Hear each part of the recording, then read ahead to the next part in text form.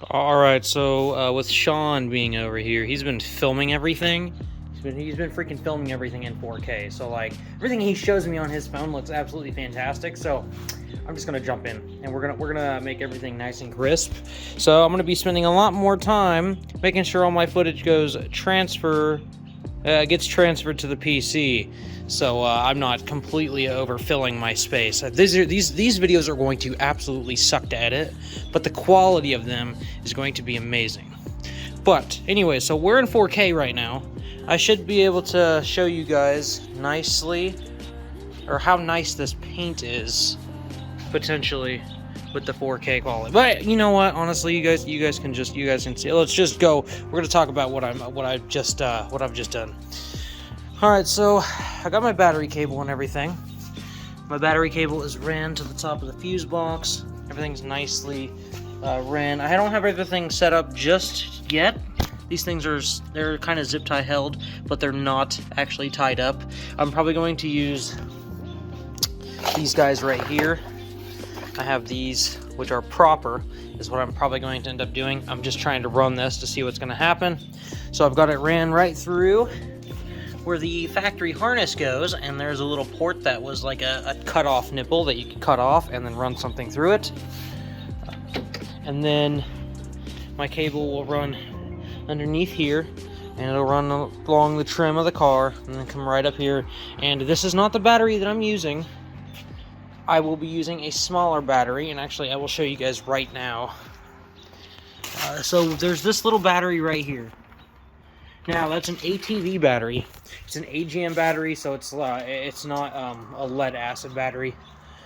I actually use one of those on my Evo 9, and Evos, if you guys know anything about Evos come with a very small battery already from factory, so they're already tiny, and those work fantastic for that.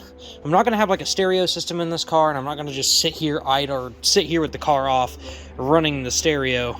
So this should be a very good way to tuck the battery, because of what I really want to do is put the battery right here, and that battery in there, which I'm going to buy another one, will fit perfectly right there. It's like 340 cold cranking amps. It's more than enough to turn the engine over. I had no issues at all ever with the Evo, and I've never had an issue with the battery going bad.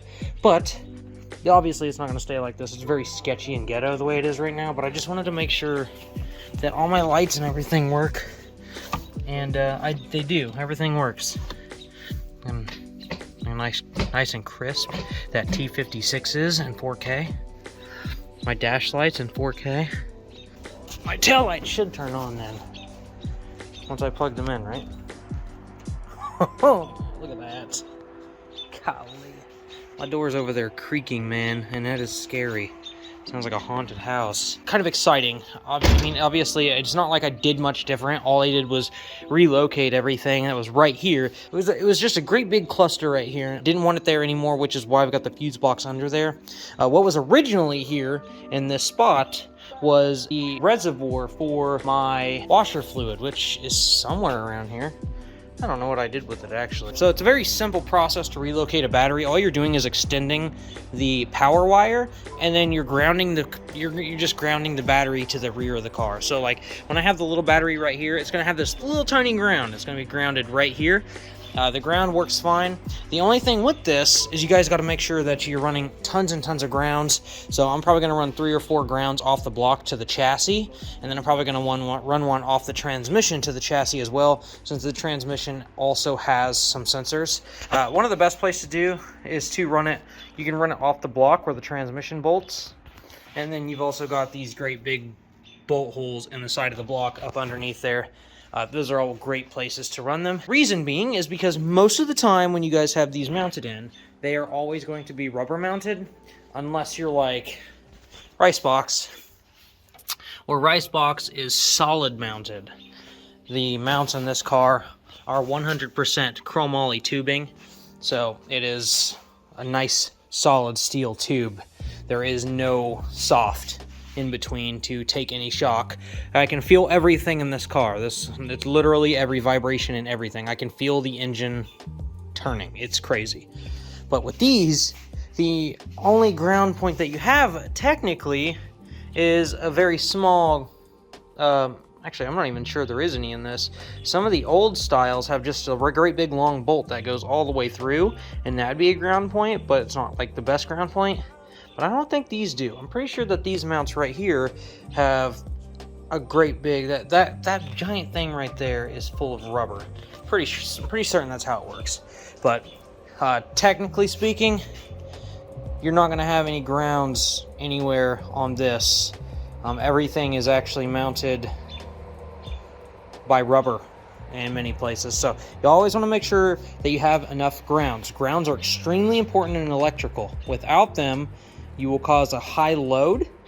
Oh, if without them, it won't work at all. And with not very many grounds, you'll cause a high load, high heat, and things will start to heat up really, really quickly. Anyways, I just wanted to give you guys a little update on that. I kind of just been sitting here thinking about what I even want to do, but I finally got up and started walking around, and then I got that done.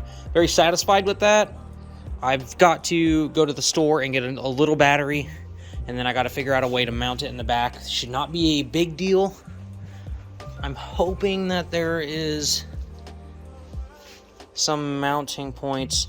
I'm probably going to fab something because I absolutely want to avoid having to poke holes anywhere in this car. Like, I am so anal about this car now.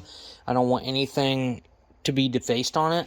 So what I might do, probably make like a custom angle iron or something that I can hold the battery down, but then it's held down by being bolted to those two little bolts there, so I can have it come off those bolts and then down and then over and kind of hold it in. Alright, so this is a little bit bizarre here. I'm trying to figure out these freaking relays. Now, a lot of the stuff on factory Toyotas, basically on factory anything, that included, everything's like ECU driven, so a lot of the times the ECU will send ground signals and then the relays will turn on when other things receive signals and such. This relay right here is the main relay that would power a lot of the stuff in the stock setups.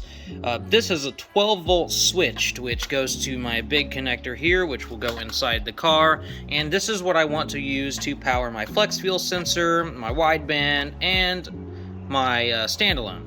So I'm trying to figure out how I can get this to get powered. I need to figure out where this gray wire goes. I'm kind of just sitting until another Mark IV guru joins in and tells me what's going on and where to find this wire. Otherwise, I think I have an idea. It's going to consist of me running a fresh wire and somehow running it in line. I do think that I might be able to actually run it with this.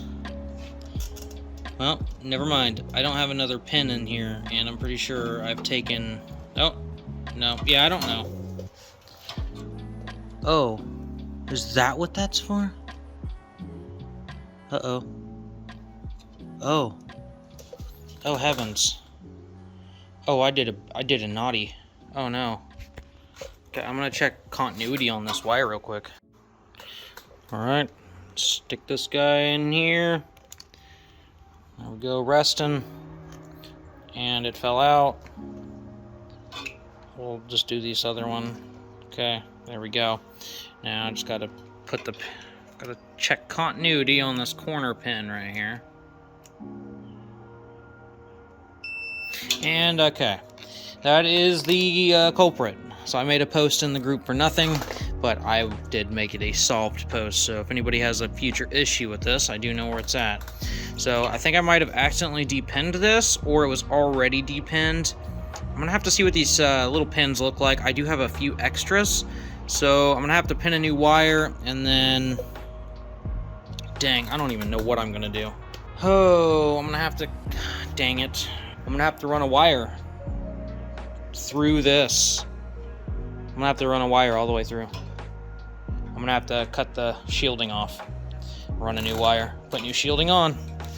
That's what we're gonna have to do. That's all we can do. Guys, I apologize for my mess, but it's this is kind of what happens whenever you do an entire wiring harness. I just haven't picked up everything just yet.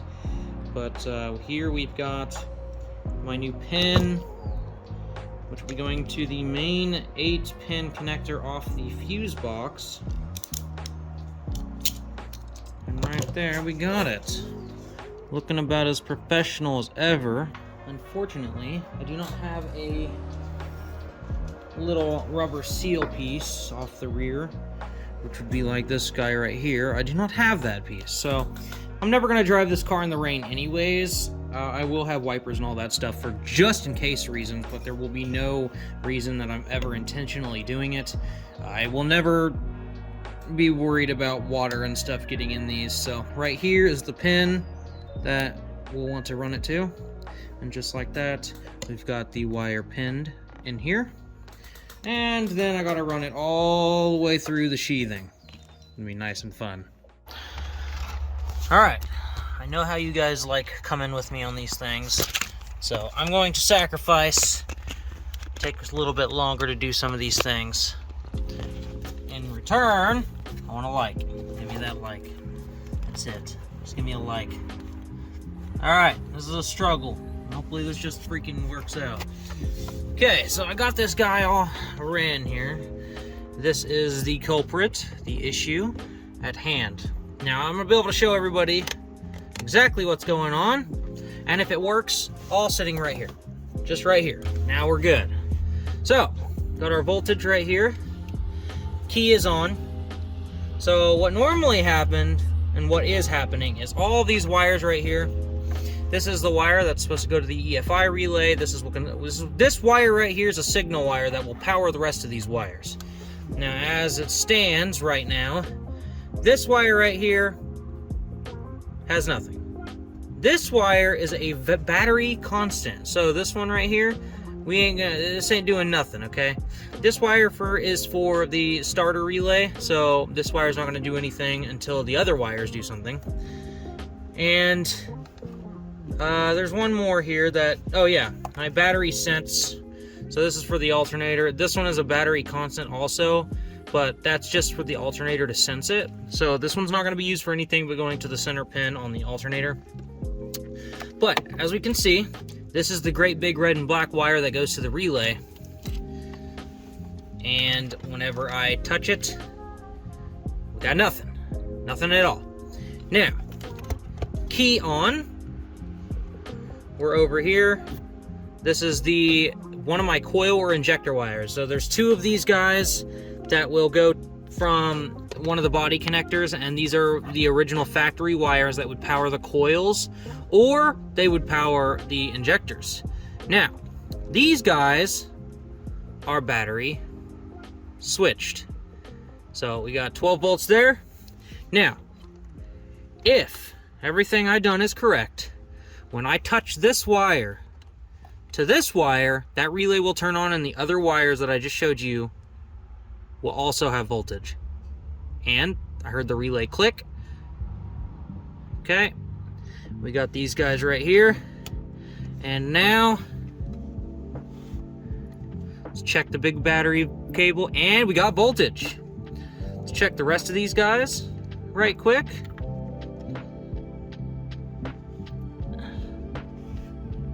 Okay, I didn't think that one had voltage anyways, so this one's gonna go to its own relay. But we've got this one right here. Battery voltage. This one right in here. Battery voltage.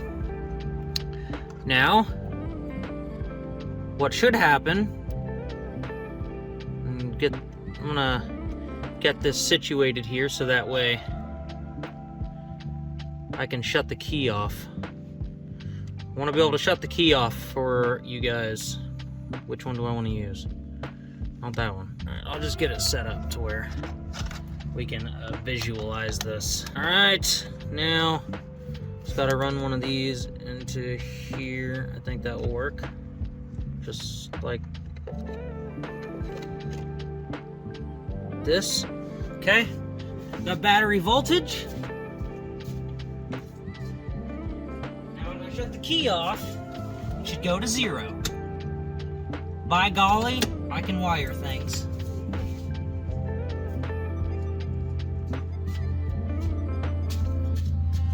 And just like that, guys, we've got the battery issue resolved. So now I just gotta run a Deutsch connector. We're gonna do a Deutsch connector. I'm not sure how big I'm gonna do them. I do have a nice plethora of Deutsch connectors. I got these big ones, and then I got a bunch of little ones also. So I'm not sure which ones I want to do. I might use like a 6-pin one, which I got plenty of those. But now we're filming in freaking 4K now, so I'm gonna have to go transfer some footage, or I'm gonna run out of space real fast.